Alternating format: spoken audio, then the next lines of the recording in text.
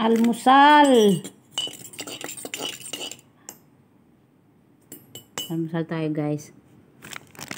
Tingnan mo yung kanilang luto mo ng Chinese, ha. Yung glutinous rice. Nilagyan ng mani. Tsaka dry toast, shallots. So, ang lasa niya, kuan. Parang Balenciana.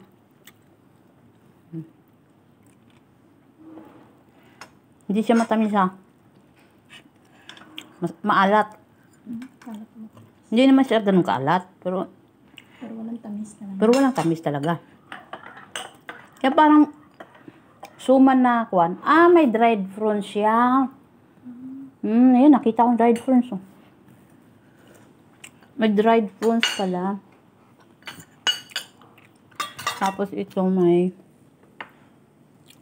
sa guys, yum bean. Yum bean, ha. Ubi, siguro ubi. Sausaw dyan, ano. Ito, matamis to, eh. Matamis. Yum. Anong tawag dun? Yung ubi na violet. Ginawang ubi cake. Ubi cake tawag nila dito na. Isawsawan din na anghang. Tapos yung isa matamis. Ang isa matamis ay ito yung brown na matamis, yung isa maanghang. Mamili ka lang. Pero masarap ito. Parang ginadgad lang siya. Tapos ginawang cake.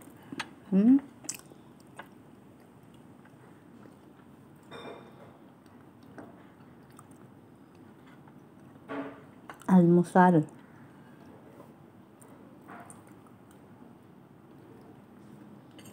Mga ano ng Chinese to.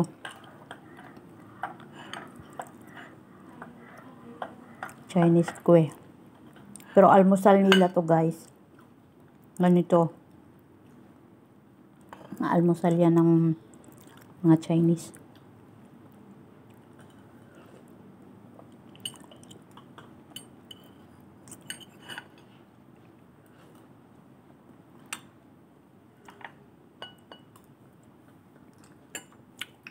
Ang sarap.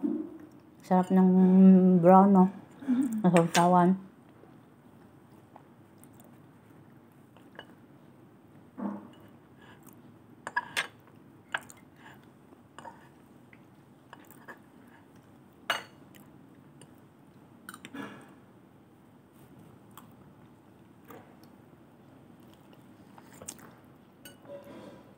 Diba?